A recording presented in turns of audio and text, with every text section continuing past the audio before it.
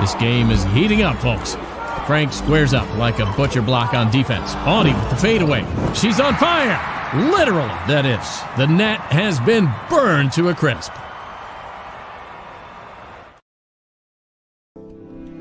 Love is in the air here at Wells Fargo Arena. Join the Iowa Wild on February 14th for Love in the Wild Night and February 15th for Pink in the Rink.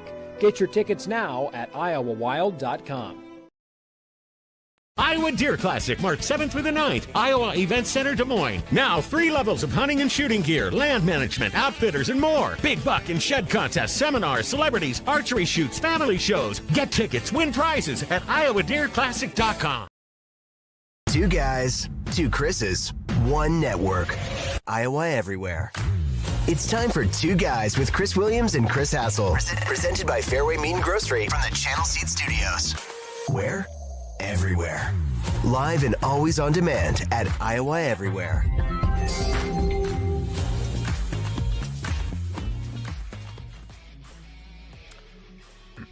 Hello, happy Monday. Welcome to 2 Guys. It is February the 10th, 2025. My name is Chris Williams, joined as always by Chris Hassel. We are in the Channel Seed Studios, presented by our friends at Fareway Meat and Grocery, a kind of boring Super Bowl Monday.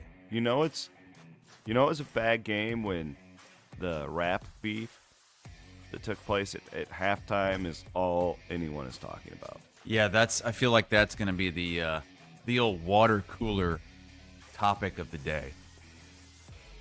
It certainly was at the party I was at. And we were kind of all like, there weren't any Chiefs or Eagles fans there. So it was very much like most of America, where there wasn't much of a rooting interest in this game other than like nobody really cared for either of the teams. And the only time the entire night, Chris, that we were all sitting around the TV together was during the halftime show. And the majority of the people at my party had no idea what the hell was going on. The only 2 people... my friend Cooper's wife was kind of clued in on this, and then me and my 9-year-old daughter were just like waiting for him to play the diss track. Your 9-year-old daughter listens to Kendrick Lamar? She doesn't listen to Kendrick Lamar, but she's plugged in enough with pop culture where she knew she was just wanting him to just slay Drake in front of 120 million people. Now, what part slayed Drake? We called him a pedophile. I didn't hear that. I don't think he actually said that in the Super Bowl. The version, whole but in the song is he calling did, him yes. a pedophile. But if you're not familiar with it, I don't think. Correct. I think, and this is the problem with it, I think, for mainstream America, is they don't really know him or his songs, and so they're not going to understand the lyrics, and they certainly probably didn't understand the messaging. I came up with this. You tell me. So let's say 150 million people watched. I'm just throwing out a number. Uh-huh. I would guess that they got that. Let's say 150 million people watched the halftime show. I would guess that the majority of those people who were like into the halftime show probably were more into the halftime show than they were the game. And then I would guess like 10 to 15 million people who actually watched the game understood any of that. Yeah, I was at a get together. There were about, 7 or 8 of us, and a couple people younger than me, most people older. Nobody knew. I did anything. Not a thing. Me and Van Winks were in on it. Van Winks, you were out. You understood all this, right? Oh, absolutely. And the thing that a lot of people don't understand, like Hassel said, there were a lot of layers to that show. Like there was a lot of symbolism that I don't think a lot of people understood. And I think the coolest thing that he did was like he kind of introduced like Compton and the West Side to the world that might not know about it. But it's going to go over everybody's like, I didn't get that. Watch it again. I'm not going to watch watch it a it second again. time. These halftime shows, though, like, isn't this just like a great example of it? So where I'm from, all my folks back home, I'm sure hated this. I was hearing from a bunch of my relatives, oh, this is the worst halftime show I've ever seen. It wasn't for them. Yeah, well, but and if we would have rolled George Strait out there, which I would have thought was a great show, I'd love to see George Strait. Like, I would not want to see that either. See, like, but my point is, it's all so subjective. Like, we all have our own like taste and all this stuff. But they did take a big risk here by going with him instead of like, I was with old Charlie McKenna. He's an old dirt racer, and he goes, it was line of the night. He goes, Billy Joel must have been busy, which made me laugh. Like, Kendrick Lamar is having a moment though, man. To win 5 Grammys, coming it all right timed out very well. Hot for off him. that, and yeah. Whew, it was. Would you have rather seen George Strait or Kendrick Lamar? Hassel. Me? Hassel. No, I know what you would have rather. Oh. I mean, I wouldn't want to see George Strait. I wouldn't want to see some George Gay. Some old ass country guy. I guess I feel like these should be more mainstream. I feel like we should want to have most people know what the songs are. Like I didn't know where one song started and one song ended because I don't know any of the songs. I've never heard him before. I think he's way bigger than you're giving him credit for. I'm not saying he's not big. I'm just saying I think the majority of people watching had no idea who he was. You don't buy that? No, I think most of them knew who he was. I think that the innuendo that Matt is referring to went over the head of the overwhelming majority of the audience. Oh, yeah. So you're right, Williams, when you say they took a risk, because normally they'd go with just like a poppy. Yeah, it's like Prince. Yeah. Like last year, Usher, like it kind of sucked, but everybody knows Usher. Like he's got all these. Yeah, but like Hassel said, like, yeah, you don't know what he's like talking about half the time. Like his lyrics are so deep and have so much meaning to them that goes over everybody's head. And I think if you're a Kendrick Lamar fan, Which we are. Matt and I both are. So we both were on the extreme. And you'll go back and you'll dive in. But if you're not, you're going to move on and not care about what this messaging was. So who is the messaging to? I feel like it was supposed to be for the entire country. And I don't think that that's what's going to happen here. I don't think that most people are going to understand anything that just happened. Well, there was some Samuel L. Jackson in there as the Serena drop was the Serena. Greatest. I mean, there were some deeps. I would encourage everyone to go back and watch it again and just look for all the little details. And what's that going to get you? I mean, stuff that you may have missed. Yeah, culture. It was a statement. It was a statement performance, and I thought he killed it. But the reality of the whole thing is that this is what we led with today. Like, because that game was so bad. It was just horrible. Cooper DeJean, hey, cheers to Coop. That was really cool. Badass. Well, the remnants of Tim Dwight, however many years ago, ripping. Yeah, and that was. I remember watching that. I was probably in 7th or 8th grade when Tim Dwight ran the kickback for a touchdown for the Atlanta Falcons. But that was in a total blowout. He was on the losing side of that blowout. So it didn't really mean anything. This was like when Cooper DeJean ran this back, it was like, all right, this thing is over. Like, this is good. That was the play that kind of knocked the door down. Completely agree. And just the whole journey that he had, we knew he was great. And we knew he was going to be really good in the NFL. Mm-hmm. He slipped down the draft board for obvious reasons that I think a lot of teams are kicking themselves about. And then even when the Eagles drafted him, he wasn't on the field right away. No. Like, he was not a key player in the first month of the season. But then he just exploded late, just like this entire Eagles defense did when they became the best defense in the NFL and dominating by the end of it. And to have that play, that was really, really cool. And he was wearing his OABCIG. That was cool. Leghorn. His jacket when he walked in. That was awesome. See that, Williams? He got the 712. I saw on the that, cleats. man. That's why I've always loved Coop, because he was a 712 guy. I said, remember that like 2 years ago? I said, he might be my greatest. 712 Media. Yeah, that's my guy right there. He's a baller. I've always loved DeJean, just the way he conducts himself. He's got that swagger. Mm-hmm. Remember, I wanted them to put him in at quarterback. That was my deal. Well, they should have. It would have been a lot better than Deacon Hill, and I think everybody knew that as well. That fucking game at Ohio State was the one where I think that was the Deacon Hill game where I was like, I've had it. Put in Cooper DeJean. Like, this is it. I've seen enough. But now I think this leads us to the bigger question about the Chiefs. Like, what does this do to their dynasty? Well, Patrick Mahomes, you can basically throw that whole GOAT conversation away for now. Like, he's got a lot more work to do, and I feel like they're going to have to make some changes. So, for what it's worth, I pulled up the odds to win the Super Bowl next year as of last night. Matt, I threw that in the link if you want to throw that up so all of our audience can see it. It's from ESPN. I'm not sure. I'm sure it's their ESPN Bet Sportsbook.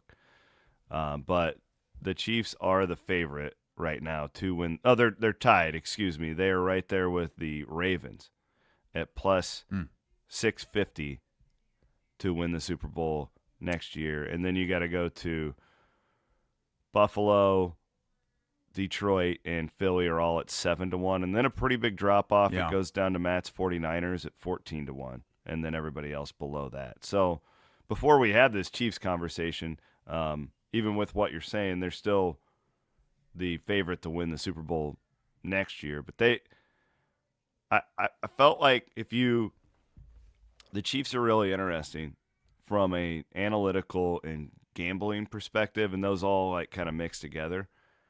Because they went 15-1 this year, but if the analytics people will tell you that they had one of, if not the luckiest years in NFL history, and by luck, like all these analytics have what they call like luck rankings. KenPom has them, like, there's a certain level of luck that just comes into sports, and usually it flips around and it all evens out over time. This year, according to these luck rankings, Action Network does a really good column every week on this. This is where I get a lot of this. The Chiefs were one of the luckiest teams in the history of the NFL to be 15-1. Well, some of the plays they made to win games was, the blocked field goal. I think most Chiefs fans, that is considered a luck play, right? Like, you just can't it's hard to just practice stuff like that, right? So I guess my point is, I think if the Chiefs rest on their laurels and we're just like, oh, we made the Super Bowl, that would probably be a mistake. Big mistake. They're going to be some big changes. They will regress if they don't make some changes just based on analytics and all that crap. Now, having said that, I believe Patrick Mahomes is the greatest quarterback that I've ever seen play football. You still have him, but you've got to work on, like, I don't think his line was very good this year. Terrible. Kelsey's getting really old. Like, when he shows up, he he's might pretty be done. good. But yeah, and they've got to get some a good young receiver. I mean, they've got this, like, it would be an all-star cast of wide receivers if this was 5 or 6 years ago. But I mean, these guys are getting up there, and you look over to that Eagles side, and they had so much more talent everywhere across the board. Yeah. Other than at quarterback, but yeah, you were just thinking that just because the Chiefs had Patrick Mahomes and had Andy Reid and Steve Spagnuolo, that they were just going to keep doing their thing. But on paper, I mean, the Eagles were just flat out better, and there were mismatches everywhere.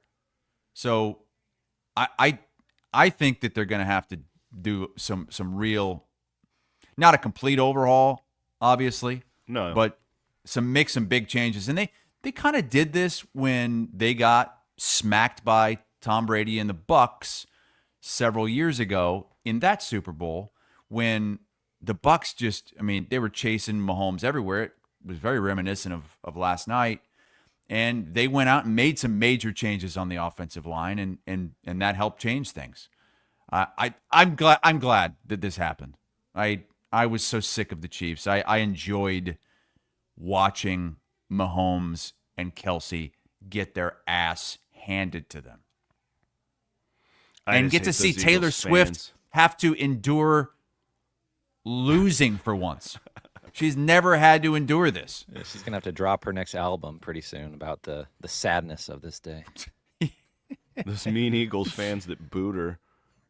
That was everybody was like, funny. oh my God, I can't believe they're booing Taylor Swift. I can. These fucking people booed Santa Claus. Like, they're horrible. They're the worst fans in sports. They'll seem boo like there anybody. were like 70% Eagles fans? Oh, they're horrible. It sure seemed that way, yeah. It felt like it, but what did the Chiefs fans have to cheer about either? Okay, here's the video of Taylor Swift. They showed her on the video board during the game.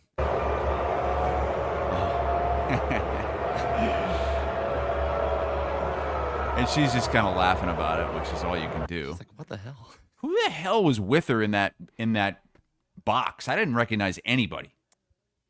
That's another rap. I was reading about what's her name? She has some beef with her bestie. Someone help me in the comments. So something's going on there. Yeah, that gal Ryan Blake Reynolds, Lively. Blake. You Lively. don't want to be seen with Blake Lively right now. Well, she's like beefing with everybody, right? Like, isn't she in a lawsuit? And like, I mean, there's Spice. a lot of like stuff going on right there. That was Ice Spice. Yes. I've heard of Ice Spice, but I don't. Is that Christian Horner's wife? Who's He's Christian the team Horner? principal for Red Bull Racing in F1.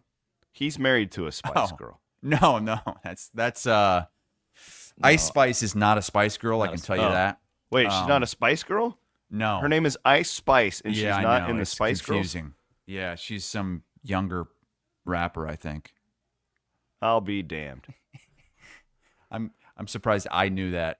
We're showing the age of anything about our Kendrick show Lamar today. Like, Hassel claims he doesn't know a Kendrick Lamar song. I don't. I think this you gal never is heard in Bad Blood by Taylor Swift featuring That's Kendrick not a Lamar? Kendrick Lamar song.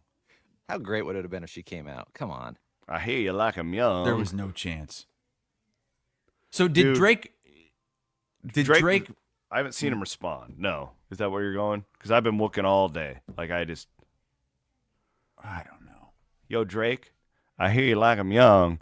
He just stared at the camera and was like grinning when he did that.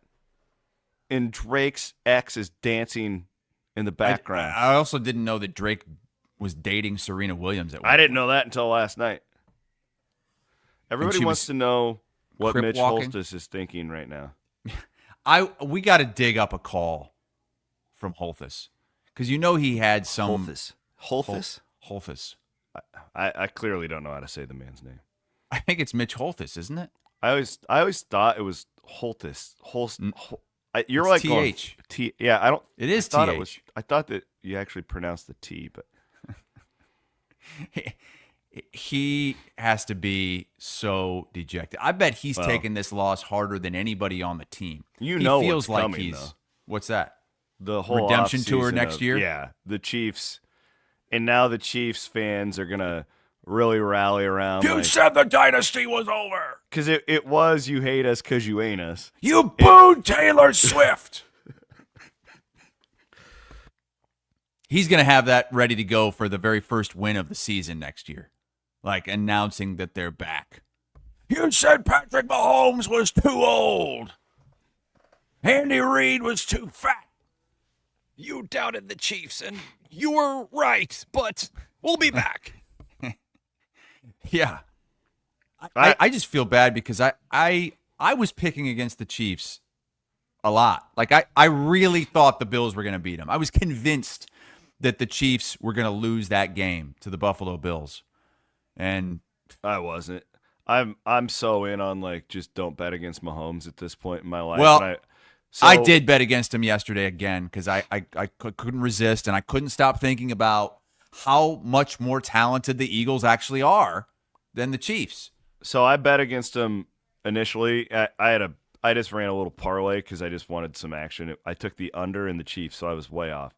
But I had a great cover last night. Me and my friend Coop, who I was watching the game with, hammered the Chiefs at plus 20.5 when it got the live line. Yeah. Hammered. I'm talking like I put like 30. Oh, you got it at plus 20.5? Yes. And then you got that Mahomes I got that bullshit bomb. touchdown at the end. Oh my God, we went crazy. Now, that was an awesome throw. That was. Dude. I'm glad that you covered on that and it meant something for you. Yeah. So what'd you guys think of Tom Brady on that call? I just don't like him as a commentator. I like like Greg it's way Olson too so much much better. Yeah. Well, I don't think there's that's even the problem an is argument. I automatically compare him to Greg Olson, and that's not fair. Like Brady's like fine for a guy. Mm-hmm.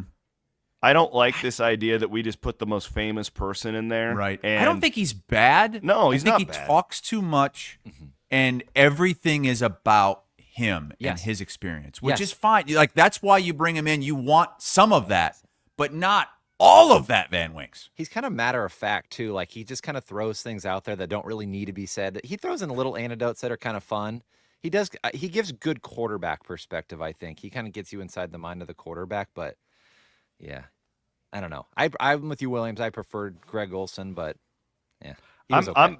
I'm the worst though, guy. Last night, like my wife had to work, and she was like, "How are the commercials?" And I was like, "I don't know." Like this was a classic. Like once that game was 2 scores, me and the friends that we just started like bullshitting. Like we were barely watching that game last night. I really I can't missed analyze most of the it that commercials. much. Yeah.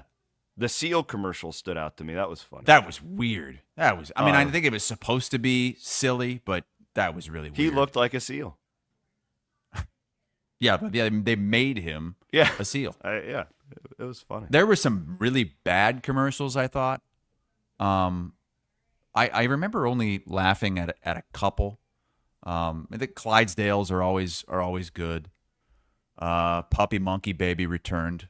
There's the Mountain Dew seal commercial right there. That's good AI right there. It's just weird. Like, of course, it's Mountain Dew. What was Winkle always do these little drops. That drop of the A minor was sick last week. Van Winks, just keep it up, brother. Did you see Kendrick was wearing the A minor chain too? I thought Amazon paid him to do that. I swear to God, in the middle of that, I was like, did Amazon give him like $100 million and say, wear this during the halftime show? Because they're an NFL partner. Is it like a proven fact that Drake is a pedophile? No, in fact, this is crazy. So Drake and Kendrick are represented by like the same management company.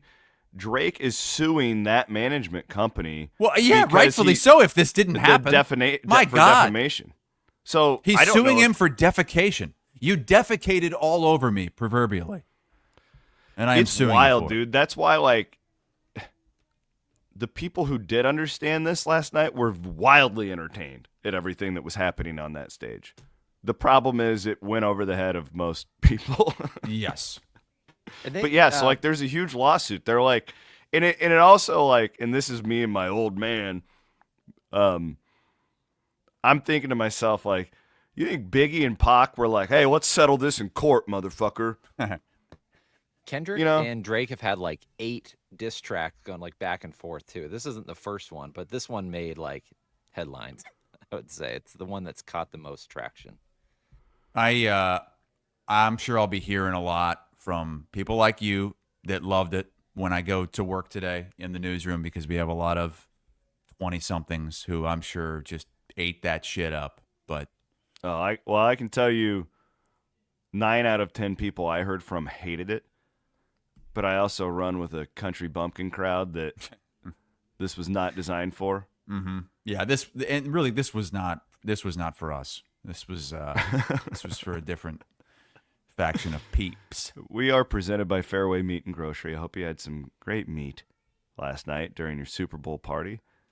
We did. Had a what do you call them? What's those fancy meat and cheese trays? Charcuterie board. Yes, made one of those deals. It's pretty good. So anyways, Fairway Meat and Grocery. Van Winkle will be there later today. He'll take some pictures. Van Winks, he goes over to the meat counter. They all know him by name. Just walks around. He's like, give me out for my your thickest piece of meat, and he'll take it, and he will unpackage it, and he will walk right into the bathroom with it. And whatever happens in there, I don't know, but I hear when he comes out, his whole body is bloody. Well, when I was there on Friday, I was walking out. William's wife's walking in, so. Van Winks, he is a billboard for Fairway Meat and Grocery. I'm a billboard for Kelderman Manufacturing. Let's do bigger, better, bolder, because this plays right into the Super Bowl, and then we'll move on to college basketball from the week. Bigger, better, bolder. Built by Kelderman Manufacturing. I'll start with Jalen Hurts because I do you remember when he was benched in the national championship game at Alabama? Yeah. So he played in 3 title games before this. Super Bowl, obviously, lost it. 2 national championship games in college, lost 1, benched in the other. And this guy, so I don't think of him as a Big 12 guy. No, he's an SEC guy. Yeah, but he goes to Alabama, or he goes to Oklahoma. No, Oklahoma's in the SEC. Correct, but at the time they were in the Big 12. This is like him. Tommy Frazier on the Best of the Big Ten Network. Yeah. Beat Brock Purdy in the Big 12 championship game. He did. What? Yep. Hurts was the quarterback. I thought Rattler was the quarterback. Was that wrong? I don't think so. I think it was Hurts. I don't think so. I think you're I don't wrong. know. Maybe do a little fact check. I think you're dead wrong. That feels like an eternity ago. I guess my point is, he is himself a really neat story on this guy that loses his job in college to a freshman, transfers, kind of reinvents, and then like he gets to the NFL and it's like, oh, he won't work. Right? He doesn't have the arm. All that stuff. And like here he is now, and even when he gets his last contract, you had a guy like me, and I'm very notoriously a don't pay the quarterback unless it's Mahomes, Allen. Like, I'm a load the rest of your roster type guy. It's my mentality with the NFL. And I'm like, they'll probably really struggle now because they're just paying Jalen Hurts too much money, and here they are. So I'll eat the crow today. He's been a hell of an NFL quarterback. It's a really cool story about, if you just think back to that Monday night when Tua comes in, and at that point, in our mind, we don't know any different. We're like, well, that's the end of Jalen Hurts.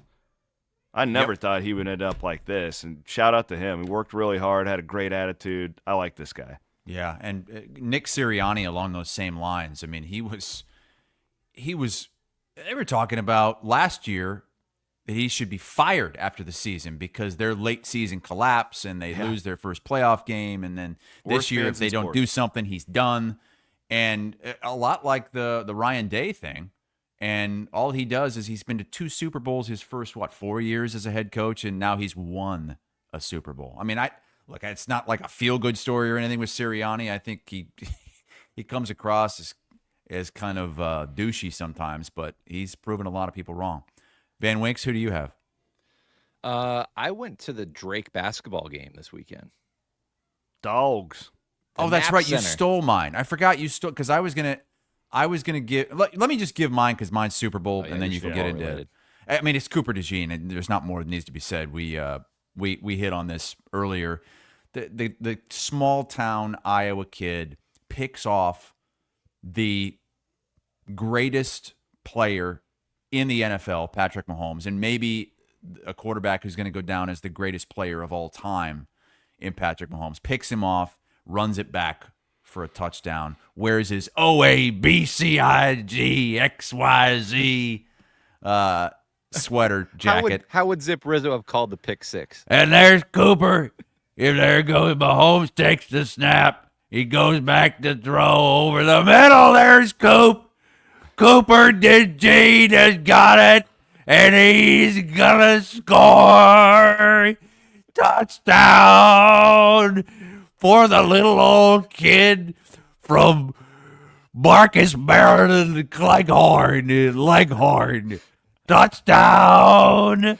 The zipper hasn't been this happy since his zipper was pulled down for the first time as a preteen by little old Lisa Goldenblatt in 1952.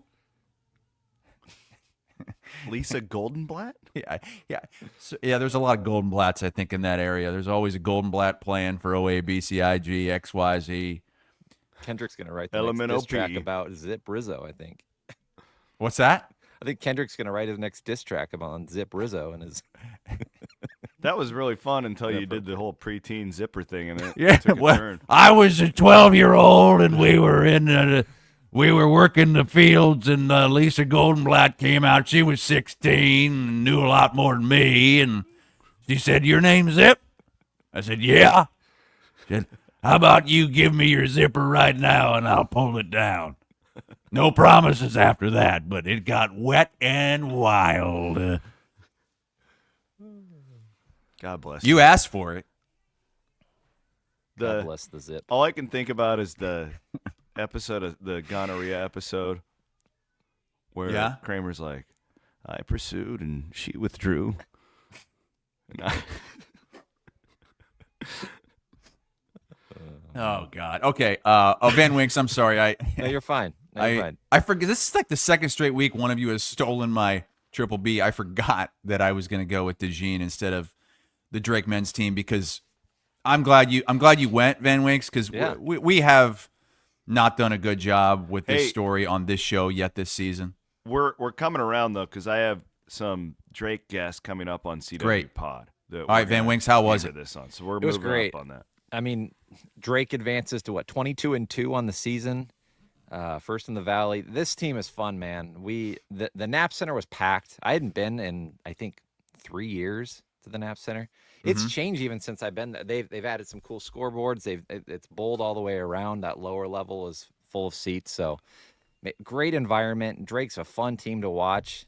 Ben McCollum has done an amazing job coming in there in year one to completely. Feels like that coach has got some charisma that's got the whole building kind of just following him. All these middle-aged men walking around with white shirts and blue ties. I mean, it's a fun environment. It was cool. We brought the kids down. We sat in the GA section and saw a bunch of friends down there. Saw Adam Flack, my co-host on All Access. Andy was there. Adam went to the Iowa State game too. He was did everywhere. The double dip. He did. Yeah. Cool. So it was cool. It's a fun Drake team, and the question now is, will they be an at-large? I mean, will they get an automatic? I mean, look, it's getting harder and harder and harder and harder as the Valley kind of gets squeezed, and with teams leaving, it's looked at as basically like a Conference USA now almost. It's not quite that level, but it's pretty close. I mean, I think Drake would have to win every single game the rest of the way, and then lose in the Valley tournament to have any kind of chance. And even then, what you got their net ranking up? What is it? 57. I mean, I actually looked. 1 wins. I did tournament stuff last night, and they are currently a projected 11-12 line. And that's is an automatic. And that is an automatic. That's not a. I promise you, if they, it would be almost impossible for them to get an at-large, it's really disturbing. It's so effed up the way it's because the whole sport, and this is what college football is in the process of doing right now. Mm-hmm. They haven't done it yet. They are in the process of it. We have to keep calling them out on it, otherwise, because now. It's impossible for these Valley-type schools to get these quad one wins because nobody will play them. Right. The only way they can do it is in these multi-team events in November. And so it's like, well, yeah, of course our net sucks. We don't have a chance to make it any better. It's not possible. So and anytime you lose, it's like a quad 3 loss. It kills you. Or a quad. I mean, what's they lost to UIC and Murray. Where are they in the metrics? I mean, that has to be a quad 3 at least. UIC is a net 117, so they're way down there.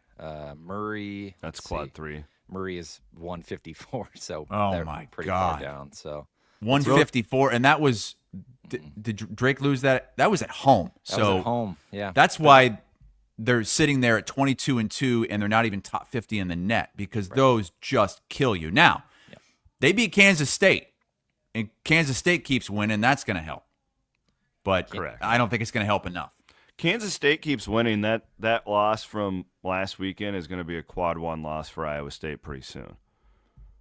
It's heading in that direction. 73rd in the net. Yeah, they're not moving up very fast. It's crazy. They were so they were low. In the 100s. Yeah, they were so low though. I mean, wait until they beat Arizona tomorrow night. It's a really incredible turnaround. The other thing that's interesting from Iowa State's standpoint is that Iowa win is going to be not quad one for very much longer. That thing is cratering fast. Yeah. I would guess that one more loss by Iowa, and that will drop out of a quad one win for the Cyclones coming up. That it's only a matter of time there. We'll get to all of that. Well, I guess we'll start with Milan Momcilovic coming back. College game days in town. Really kind of a perfect day for Iowa State, Chris. I mean, it was, you had the celebration with the national television, all that stuff. It looked really good. I thought they did a good job. Yeah, I thought they did a good job. Yeah. And it did work, the leading up to tip. Like it. Yeah, we were all wondering how they were going to make that work. But they like that they packed it into an hour too, just leading right into the broadcast, and that they opened it up to everybody on ESPN Plus and Disney and I Plus. asked Iowa State some marketing folks, like, was that like your decision to move the game up, or did that because it was a plus game, right? Like you can generally dictate that, and they said no. ESPN wanted the shots of warm-ups going on in the background. Like they had a reporter out there interviewing Curtis Jones as he's in the layup line. Like it was cool. I thought that they pulled it off really well for a game that wasn't that important nationally. They made it seem like it was a cool spot. I think what helped it the most was the energy in the building completely changed when it was announced that Momcilovic was going to return. Yeah, the breaking news right around that time that game day was going to start too. So. And they really didn't. That wasn't expected. Like they knew it was a possibility, but he really did get cleared that morning, too, during shoot around. So, but he comes out, and I love how they just drew up a play for him on the first time. Now he missed the shot, but Ott said after the game, we knew if he played that he would play well. I thought that was a good quote. This wasn't like I can't believe how fast he came back after having hand surgery. Well, I mean, and again, it was his other hand. I understand that, but still, I don't think they expect. I think they were shooting for next Saturday. It was TJ who said it. Yeah, somebody said that he just worked so hard, like put in extra work over the last couple of weeks to speed up the process and get that hand right and ready. And now this is perfect because.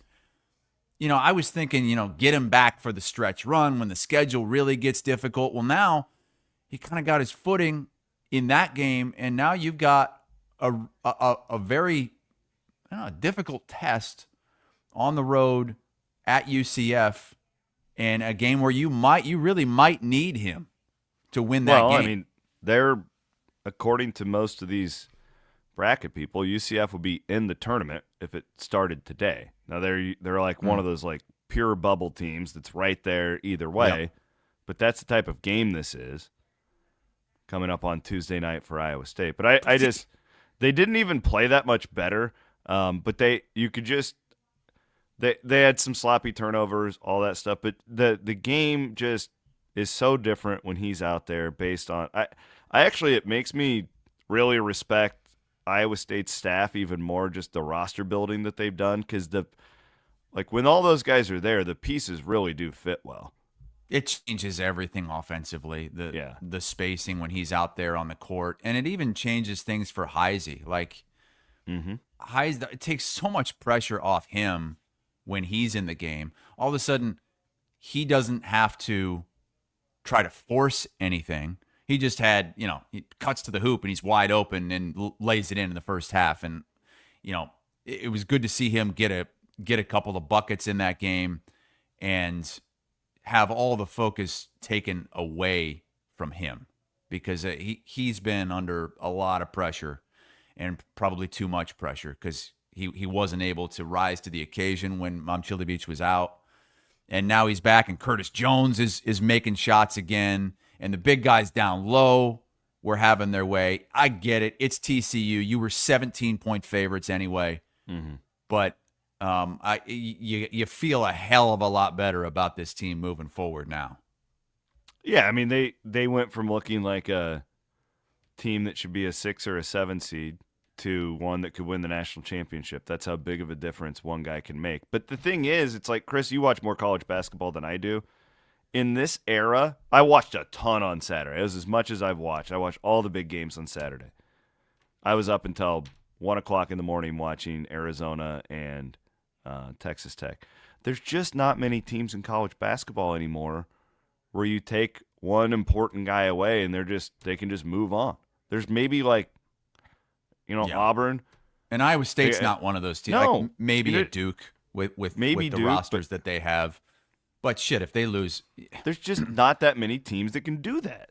And the way TJ constructs his team, I think is it's not just throwing the most talented guys together on the court. It's really thought out. It's really, full effort basketball, and a lot goes into it. They do a lot of analytics. And it just clearly it didn't work when Momcilovic was out, and that's understandable. He's a really important piece, and even though he's not the most important piece, I don't think, he's still a key cog where you take him out and everything starts malfunctioning. So, it's scary because if you lose him again or lose somebody else, what the hell's going to happen? But if everybody's healthy, that's the team they should be. Real quick, the ESP, I thought this was interesting. It's obviously doesn't mean anything on February 10th, but I thought it was worth posting or talking about. The current bracket for Lenardi has Iowa State as a 3 seed. Do think that they'll probably, if they do what they're supposed to do, I think the 2 line is very, very logical for Iowa State. But it would have Iowa State as a 3 seed playing either Missouri or Nebraska in the second round, which would be Fred Hoiberg, obviously, and then a little guy named Caleb Grill is having a hell of a season for I wouldn't Missouri. want to play Missouri. I wouldn't either. No. They're pretty good. They are really good. They're different when you get them out of Columbia, but yeah. I watched some of their game. They lost to Texas A&M, but they're high level. I think Grill's averaging like 20 points a game in the last 6 games in conference. Like, he's on fire right now. Fire up the Grill. I think Iowa State, if they play good basketball the rest of the way, I think they'll be a 2 seed. But this brings me to, I've got a beef with Bloom. Oh yeah. This guy, straight fire here. This guy. Oh. So remember, it was about 10 days ago on Williams and Bloom over on Cyclone Fanatic. I was crying. Bloom calls me out because I said after the Arizona game, that could be the difference in a 1 seed. I'll refresh your memory, just a little clip of what Bloom said that day. I want to go down this road because immediately your friend Chris Hassel, love Chris Hassel, but immediately after the loss, oh God, what did he do? He throws up, that's going to cost Iowa State the number 1 seed. And I was like, oh, I didn't even see that. Yeah, well, he did. So, and again, I didn't say that's going to cost him the 1 seed. I said that could be the difference. So, I'm listening to Williams and Bloom yesterday, and lo and behold, this is what Bloom said. Gosh, that Arizona game, Iowa State is that shot right now from being back in the 1 seed. Busted. What? 10 days later. Boom. You're like Kendrick Lamar right there. Oh, God, Bloom. Come on, brother. Come on. I don't know that Iowa State can work their way back up to a 1. It's possible. You go on the road, you take care of business, and you beat a Houston. Wouldn't they have to beat Houston on the road? And then probably. And Kansas State just keep rolling. Would help. And that's going to be, they got to go to Kansas State at the end of the year where they might still be playing for their NCAA tournament lives. I've been thinking about this a lot with this new Big 12 tournament with all these freaking teams. I think it's really hyper important that they get in the top 4 seed. I do not. This sounds terrible because I've had so many great memories, and Iowa State fans have, of making these runs in Kansas City. Mm-hmm. You do not want to play Wednesday, Thursday, Friday, Saturday in Kansas City. Getting that double bye. If you're really trying, because again, I said this to you months ago. You don't want to play too many games. No, my goal is to set yourself up as good as you can to get to the Final Four. That is my goal for this team. I would love for them to cut down the nets in Kansas City. It does mean something. You get a trophy. All that stuff matters, okay? You play to win championships. But now that they're kind of on the bubble to get that, depending on what else happens in it. Like, that is a really big deal if you are trying to win a national championship. My goal for this team is still to get to the Final Four. That's what I want for them. I think they're good enough. You do not want to be playing 4 games in a row leading up to the NCAA tournament. And we've seen from the committee that it just doesn't matter that much what you do in the conference tournament. Yeah, look at what they did to Houston last year. It didn't even matter. So it's sad because I think it should matter more. I mean, you're talking – this is exactly, with a little tweak, very close to what you're going to have in the NCAA tournament. Neutral site, playing games, 2 games in 3 days. In the case of the conference tournament, it's, it could be 3 games in 3 days. But that's really as close as you get to the NCAA tournament. So why are we valuing these home and road games way more than neutral site games at the end of the season? Like almost the week of the NCAA tournament. Why aren't these being valued? And I think it's clear they want to be able to do all their work ahead of time. They don't want to be scrambling and moving stuff around at the last minute. So they kind of lock themselves into a spot and don't want to move off their position even when they should. But that's not going to change. No, it's not. We'll see what happens. Big game on Tuesday, though, for Iowa State. I don't think. What are we thinking the line is for that one? I'm guessing at UCF. Hold on, let me pull it up. Iowa State -5. I would say 5 to 7 would be my projection off the top of my head, but I can tell you what it will be here very quickly. UCF lost 4 8. straight. 8? It's what it is right now. It'll be anywhere from 6 to 8. UCF has lost 4 straight. Huh? Wow. So they were 4-4 in conference, and BYU. Oh, Jesus, Cincinnati went in there to Orlando and beat them by 10. Yeah, and then they got smacked by Baylor. They're slumping right now. But they're still, again, I went through it all last night, and they're still like, they must have really good quad ones or something because they're on the bubble. That would be a quad one win for Iowa State. They have a win at Texas Tech. Yeah. Which was the first Big 12 game, which I'm sure that's really helping. They also have a win against Texas A&M, a top 10 team. But that was earlier in the year. That was their first game of the year. Remember, they went on the road to Tech and won, and then they lost at home to Kansas by 50. Yeah, weird. They're a weird team. That's why I think I'm kind of with you. Like, I don't have a good feel for how this game is going to be, and especially the way they played Iowa State at Hilton, it was trying so to run all over the place. Yeah. They won't do that again. Well, I don't think so either.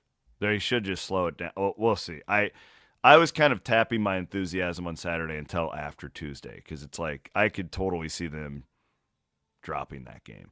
But I hope that's not the case. Again, you got to win this. I would agree. If you're going to be that 2 seed, seed, do what we're talking about. Like, you got to win this game on Tuesday night. Mm-hmm.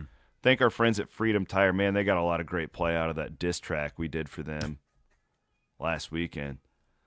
A lot of great play for our friends at Freedom Tire. We do have snow coming. Snow is coming.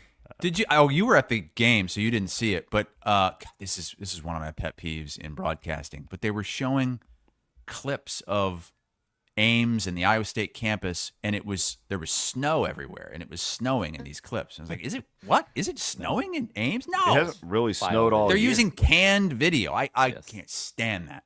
Mm-hmm. Well, nonetheless, make sure you got them tires all ready to go. Air it up. Get your service done with our friends from Freedom Tire. We also would like to thank our friends at the Iowa Event Center. Matt's got all access each and every week on Iowa Everywhere. We go inside the Iowa Event Center. State with Maddie tournament and season. Adam Flack. Got wrestling coming, basketball coming to the well. It's like the busiest time of the year for those folks. We're actually going to be talking to 𝗀cie𝗰𝗶𝗍 from the Iowa High School Athletic Association on the show today. So. Oh, cool. Yeah. Chris is great. Old Iowa State guy. Yep. He's not old. Is he your age? He's a year older than me. Yeah, he's been on CW Pod before. They have that's a story to watch with their television rights and all that stuff coming up. That'll be really interesting in the next year.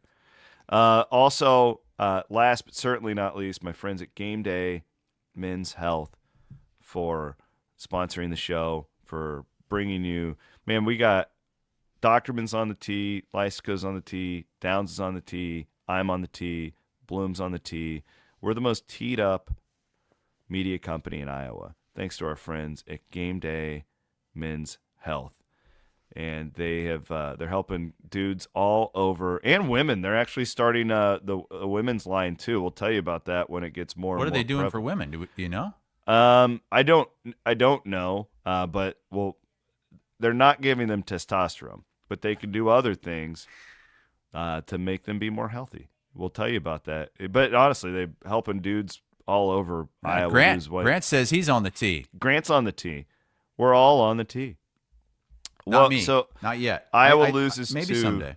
Wisconsin on Saturday, which I kind of had it on my laptop because it was the same time as the Iowa State game. I did not go back and watch this, just full disclosure. I'm not going to lie to you guys about it because I felt like I had enough insight on it. But I did see Price Sanford drop an F-bomb after the game, which I actually liked. I was like, yeah, I like that. Just giving real emotion, raw emotion like that. Yeah, he's like, I'm tired sick of losing. Tired of I got losing. the clip. All right, play Courtesy it. David Eichholt. Just sick of losing, so that's the mindset. I want to fucking win. Can't do it right now. Excuse my language. Excuse It's all my right, language. Price. Don't you worry about that, brother. We love the fact that you're passionate. The problem is he's probably going to have to get used to losing the rest of the way here for Iowa because the schedule is not. It's not. I see a win against Washington, and then I don't know after that. My guess is they'll upset somebody. They'll win 2 games out of their last 8. But the Washington game is the only game they're going to be favored in. They had these 2 back-to-back tough games at home and lost both. They put up a fight in both. I don't know that they could have played much better than they did in both of these games. And they still lost and still didn't cover either one of the spreads. So now you're sitting there. I mean, you're right on the borderline now of missing the Big Ten tournament, which we talked about last week. And I think we agree that it will be better for the program if they just miss it and get to just move on. Just move on. Don't draw this out any longer than it has to go. I don't know how this is going to go down. There's some fans that are like, well, Fran's going to retire, right? He's going to step away, right? Why don't they just announce it now? If he's going, I don't think that's going to happen. Is he really going to walk away from millions of dollars? I think they're going to have to fire him and pay him out. The other weird part of this is that they're recruiting well. They are, and that's what's making this even more difficult because do you have a chance to keep these guys, any of them, if you move on from this staff? I don't know. I have no idea how 𝗀𝗀𝗋𝗋's works. I do know historically, like Iowa State, like I don't think it's as prevalent now, but earlier on when they needed more, right, when they were kind of building the thing up, Pollard would be a part of the recruiting process in many aspects. Like come in and be like, I remember when they were trying to, at the end of the McDermott years, like Pollard would help. Yeah, we're not firing him. Now he ends up leaving, totally different deal. But I wonder if 𝗀𝗀𝗋𝗋 is, I just wonder what's going on as far as that goes because they are recruiting really well. This is as well as he's recruited in a long time. That's why I'm like, it doesn't feel like they're firing him. If you just watch it from that perspective, it does not feel that way. Well, I don't know if that's any indication. I have no idea. Really, either, Chris. you have a good recruiting class coming in. You're going to stick. You cannot stick with Fran McCaffery. The buyout's not that big, as Chad Leistikow and Scott Docterman have said on Legends and Listeners. You can defer some of that payment. You can pay it out over several years. It doesn't have to be one big lump sum. And Wink, you have an article up. What's this article from on McCaffrey's buyout? Yeah, it looks like this is from Hawk Central. So this would have been, Chad Leistikow. McCaffrey's base salary for 3 years remaining on his contract, $2.1 million for the 2025-26 season. Goes up slightly year after year after that. But it says if Iowa were to terminate McCaffrey on April 1st, he would be owed 60% of the base salary for the remaining 3 months of the contract through June. Of this contract year. So that would add another $300,000 just for this year. But it's something around $5 million. And I don't know if he would work with the university on like lowering. I doubt it. I mean, why? Why would you? Just I'm guessing he's going to want all that money. But I don't think you can look at these recruits like they're a sure thing anyway. You can't, especially high school it is kids 2025. Yeah, it's all about transfers and development. That's it. It is not a sure thing, one, that they're even going to come. Correct. Two, that they're going to pan out. No, Three, know what I mean, that they're though? not going to leave after 1 year anyway. I'm not making the point that is why you keep him. I'm saying it's just weird because this is as well as he's recruited in a while. It is. Yeah. The timing is just bizarre. Yeah. Kyle says, I'm guessing Kyle is an Iowa State fan. He says they need to extend Fran. Why give up so early? He clearly needs time to get his system in place. Maybe I in agree, year Kyle. 20 it'll finally click. Completely agree. Did you see? Barta was at the game. I don't know how many games he goes to, but I thought it was. Really? He was walking around because _Herky the cat says Barta would have given him another extension already. Yeah, Barta was probably there. Like, hey, Fran, can we talk to Beth? Get you an extension here. God, I would get him away. Jeez. But I think, look, we've talked about it. Andrew Downs is ready to move on. If Andrew Downs is ready to move on, the entire fan base is ready to move. I don't know that anybody inside the Iowa fan base is like, yeah, we need to stick with Fran McCaffrey. Even the diehards that have been defending him over the years, many of them have said it is time, and it is. Do it for Thursday. Come up with like your top 3 non-Darren DeVries candidates that you would like to see. Okay, get a crack at that. Yeah, that's a good idea. That'd be good content. Let me write that down. Ah! Oh! It's time for overtime. Overtime. Courtesy of our friends at Wild Rose Casinos. Wild Rose Casino's got some great entertainment coming this week. Got that. What do we got, Maddie? What do we got, Maddie? John Caparulo. They have a magician coming actually to Clinton. I'll tell you about that. But yeah, John Caparulo coming to Jefferson Friday, Valentine's Day. He'll be in Jefferson on Friday and then over in Emmitsburg on Saturday. So if you're over on that side of the state. And then February 28th, David Anthony. He's like I think he's like a comedian magician is coming to that one is Clinton. So a few different locations there. These halftime acts are I saw somebody say, was Red Panda not available for the halftime show yesterday? What the hell was going on in Hilton on Saturday? Who was that? That gal, so she's the SID for Iowa State was giving me the skinny on her. She was on that America's Got Talent show, apparently. And apparently she does this deal where she's on this giant like medicine ball and she's balancing herself and doing like hula hoops and throwing shit up in the air. Apparently the actual act involves fire. In Iowa State, in a lot of these arenas, I guess, make them dumb it down because of like insurance reasons. Like, so if you look her up on like YouTube, she's like juggling fire and shit. So what did she do? She just did hula hoops instead of fire? I shot this video. That's incredible. Red Panda could never. No. Well, she'd be dropping the hula hoops all over the place. So apparently, though, like go and look her up. What's her name? I think her name was Grace. Somebody told me that. Okay. But she, she likes to throw fire and shit. That's my kind of halftime show. Since we were talking Iowa basketball, I ran into Evan Turner. Oh. Because he's working for us at CBS Sports HQ, and he was in studio last week. And Evan Turner, well, I'll just tell the story. I said, hey, Evan, 𝗀cie𝗰𝗶𝗹, nice to meet you. Big Iowa fan.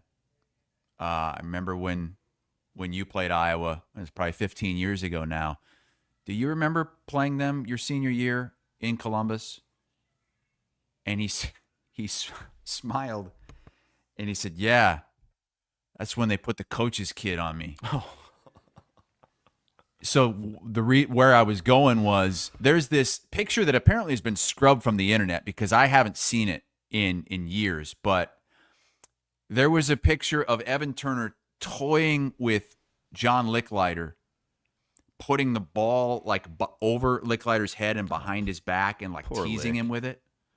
I haven't been able to find it, but that's exactly where he went. He's like, "Yeah, I put the ball over his head because he didn't say this, but basically he's saying that he was offended because he was going to be and was the player of the year in college basketball." And what does Iowa do?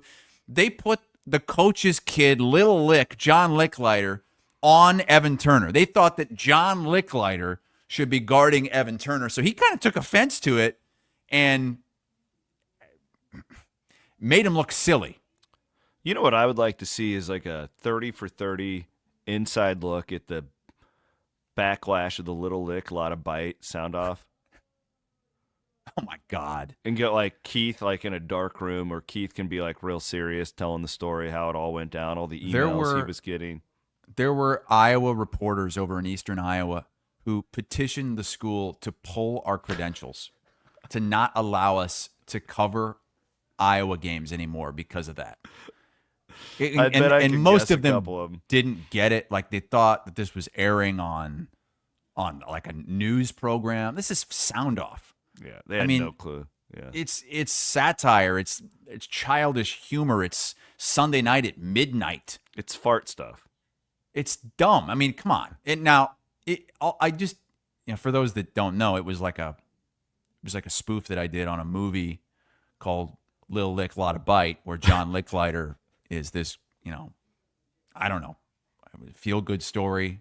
Because he was Todd Lickliter's kid, and he was playing like legit minutes in the Big Ten and trying to guard Evan Turner. If anybody can find that picture, send it our way because I'd like to see it again. The picture of Evan Turner toying with him. Do we want the video? What, the Little Lick video? The clip. I got the clip.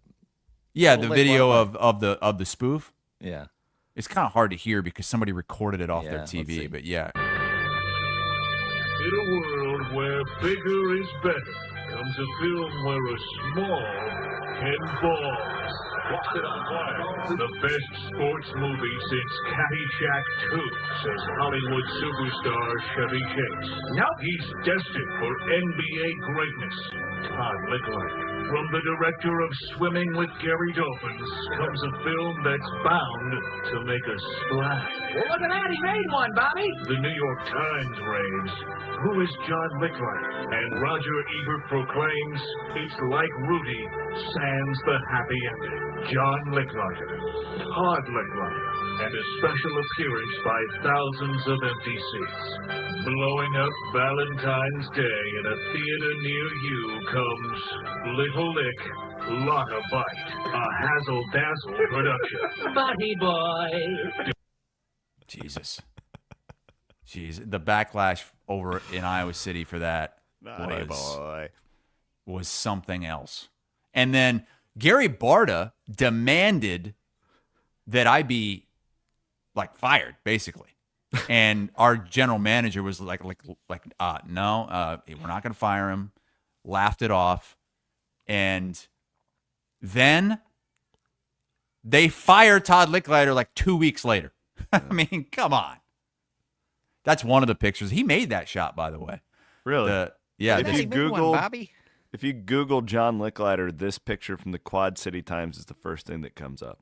That's like it's like a reverse. I don't know how he made the shot. He's got a guy that's ready to just eat his lunch, but he somehow got it around him. And so oh my gosh, so he ended somebody up somebody found the Evan Turner clip. I got let me pull it really? up. Hang on. Yeah. It was a picture, I thought. It was a picture of Evan Turner. Video it was a still shot. Somebody found video. Hang on. Okay. Give me a Is that what Billy's trying to send? This is Overtime, presented by Wild Rose Casinos, Clinton, Emmitsburg, and Jefferson.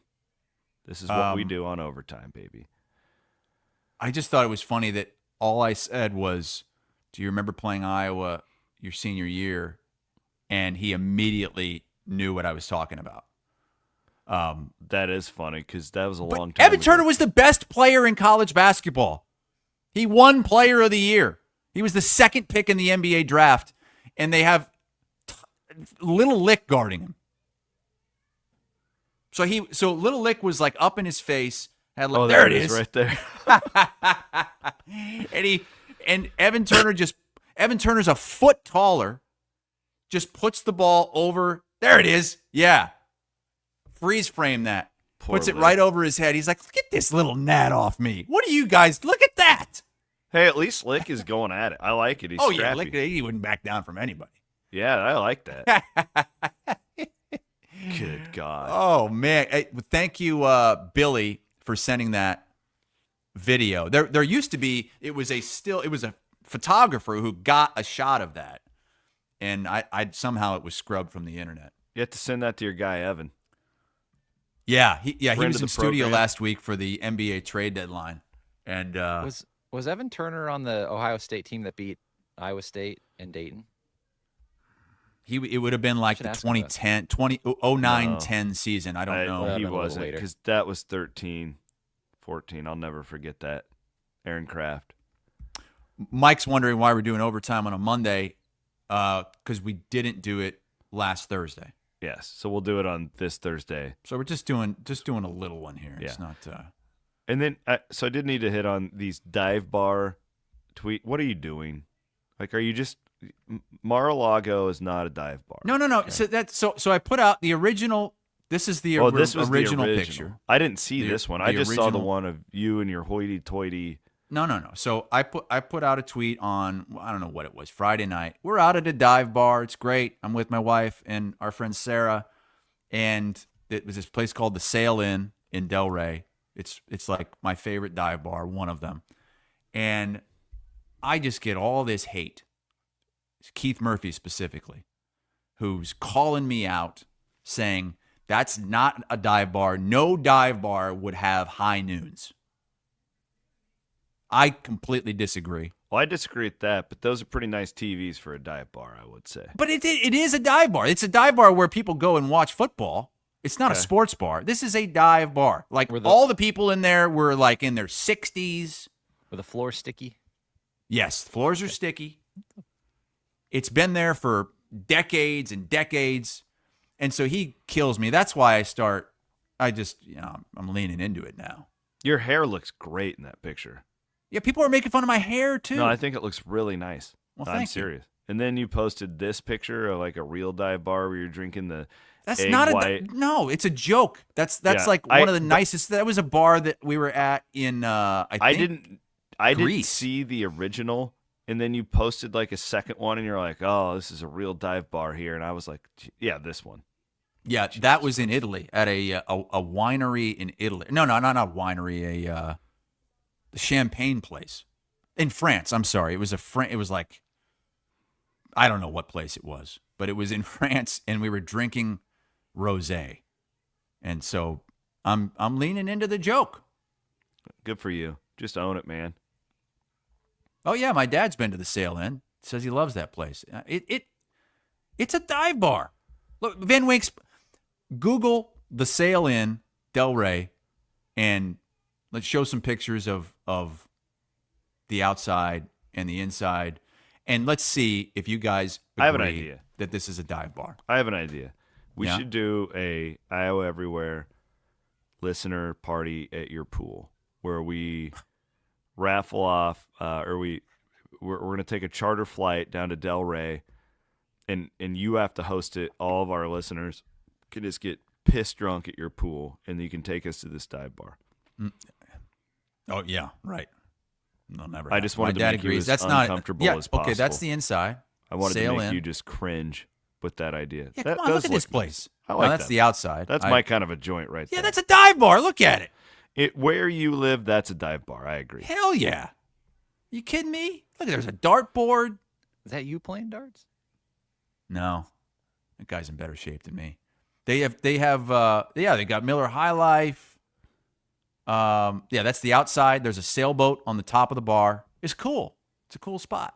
It's a freaking dive bar. I like these coastal, locally owned establishments. Those are always my favorite when you travel.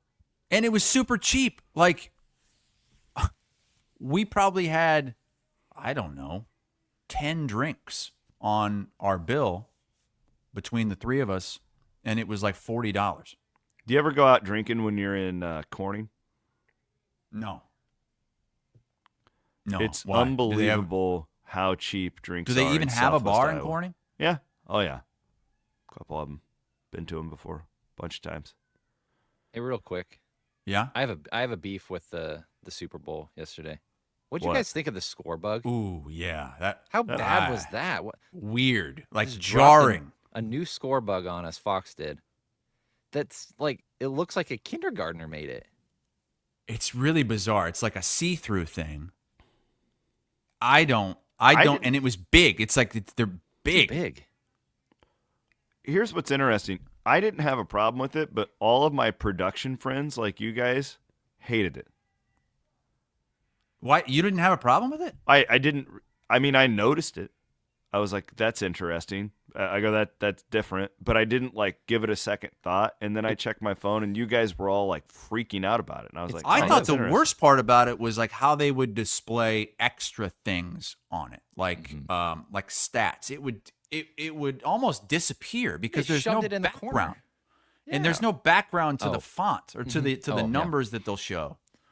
I didn't like it. Maybe it'll grow on me, but it's kind of old school. It's like what baseball used to do. It does feel old school. It's retro. Yeah, but for the Super Bowl, well, like ESPN, that when they unveil new stuff, it's like for college football, it's always in the playoff or the national championship game. Like these networks will do this, and my guess is this is going to be their bug moving forward, unless they push back on it. CBS has the best score bug. It's pretty simple, but it's not I distracting at all. I love CBS's. Yeah, perfect. It's perfect. My guy Joel here in the comments, he's an old racing buddy of mine. He's from Corning. He says, "I'll show you a dive bar." Hassle wouldn't last 10 minutes with you guys, Joel. Jesus, it would be a disaster. Go on, take him out to the Carbon Bar. The Carbon has a bar? Oh yeah. Carbon is like, it has like 4 people living in that town. I took Bloom's first night when he moved in with me when we were doing radio in Southwest Iowa. Bloom lived with you? For like 6 months, and then he went and worked for the Magic. Did he do any work? Like he did. He would show up at about 10 o'clock every day. No, he did nothing. He got fast food when he moved out, we found fast food bags that had been in there for like 6 months. Oh my God. But I took him out to this bar called the Imogene Isle. And which Imogene, Iowa is as small of a town as you can get. The Imogene Isle? The Emerald Isle. I'm sorry, the Emerald Isle in Imogene. And we were sitting there. The town's called Imogene? Imogene, yeah. What? How do you spell that? John Martin who owns Confluence is from there. Imogene? Like an Imogene. image? Imogene. Imogene. Never heard of this place. And we're sitting there, Bloom and I are sitting there first night, and I got a bunch of my farmer friends are with us, and then some boys have been out hunting, and they brought their guns in. Happens. Probably not. Brought their guns into the bar? Yeah. I mean, it's shotgun season. And I thought Bloom is just ghost white. He's like, they can just bring firearms into the bar. I'm like, yeah, well, I mean, I don't think they're supposed to, but they did. Like, are you going to tell them not to? I go, they're not going to shoot you. You think they're just going to pull up a gun on you? These are the types of bars that I believe are dive bars. Bars where you can bring shotguns inside? Yeah. Like some places have like a little thing where you can put your umbrella in the corner. And this one's for the shotguns. All right, I got to go. I got a work meeting. You gotta go? I got a work meeting. I told you I can only do an hour and 15 minutes. All right. Actually, you I got to said tell an us hour about and the 10. cussing thing at some point. We'll do that on Thursday. What the hell are you talking about? You put on the rundown. People are upset with you about cussing too much. Oh, stop it. What are you talking about? We got to go. No, well, I said we got to do that on Thursday. Deep tease.